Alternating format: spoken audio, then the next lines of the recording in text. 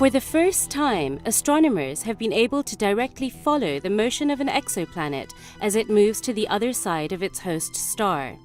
The planet has the smallest orbit of all directly imaged exoplanets so far, lying as close to its host star as Saturn is to the Sun. This discovery proves that gas giant planets can form in only a few million years, a short time in cosmic terms. This is the ESOcast, cutting-edge science and life behind the scenes of ESO, the European Southern Observatory, exploring the ultimate frontier with our host Dr. J, aka Dr. Joe Liske. Hello and welcome to the ESOcast. In this episode, we'll talk about the planet around the star Beta Pictoris. This star has not quite twice the mass of the Sun and is about 12 million years old. Although this sounds like a lot, it's actually a really young star. For example, the Sun is already about 4.7 billion years old. Beta Pictoris is one of the best-known examples of a star surrounded by a so-called dusty debris disk. Now, the debris in this disk comes from collisions among larger bodies, such as planetary embryos or asteroids. Earlier observations had already shown that this debris disk is actually warped and that there are comets falling onto the star. Now, these are telltale signs that strongly suggest the presence of a massive planet in orbit around the star. Now, with the new observations obtained with ESO's Very Large Telescope, we have definitive proof. Because the star is so young, the planet must also have formed in only a few million years. This is good news because we already knew that disks around young stars disperse in a few million years, and astronomers were looking for proof that giant planet formation can occur within this time. The planet has a mass of about 8 Jupiter masses. It has the right mass and location to explain the observed warp in the inner parts of the disk. The team used the NACO instrument, which is mounted on one of the four 8.2-meter unit telescopes of ESO's Very Large Telescope, or VLT. They observed the immediate neighborhood of Beta Pictoris in 2003, 2008, and 2009.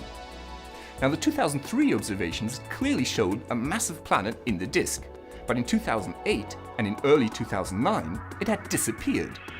However, in the most recent observations in late 2009, the planet has reappeared, but on the other side of the star. Clearly, in the earlier observations, the planet was hidden either in front or behind the star. So now, for the first time, we can actually see an exoplanet moving around its host star from one side to the other. This also gives the astronomers a much better estimate of the distance between the star and the planet. Among the handful of planets already imaged, the planet around Beta Pictoris, designated Beta Pictoris b, has the smallest orbit so far. It is located between 8 and 14 Earth-Sun distances, or astronomical units, from its star. This is about the distance Saturn is from the Sun. The short period of the planet will allow astronomers to record the full orbit within the next 15 to 20 years, and further studies of Beta Pictoris b will provide the first insights into the physics and chemistry of a young giant planet's atmosphere. Superjupiters, like Beta Pictoris b, are exceedingly rare around Sun-like stars. However, the planets found around the star's Fomalhaut, an HR 8799, together with the existence of Beta Pictoris b, seems to suggest that superjupiters may be a more frequent byproduct of the formation of stars that are more massive than the Sun.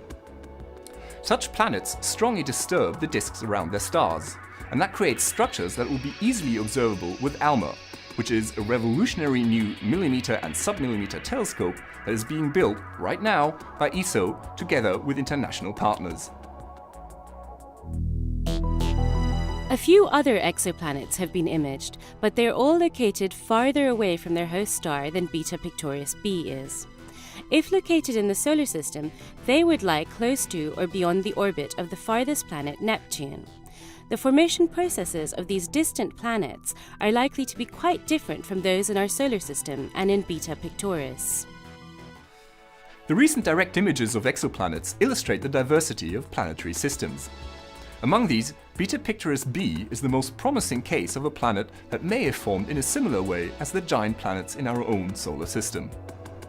This is Dr. J, signing off for the ESOcast. Join me again next time for another cosmic adventure.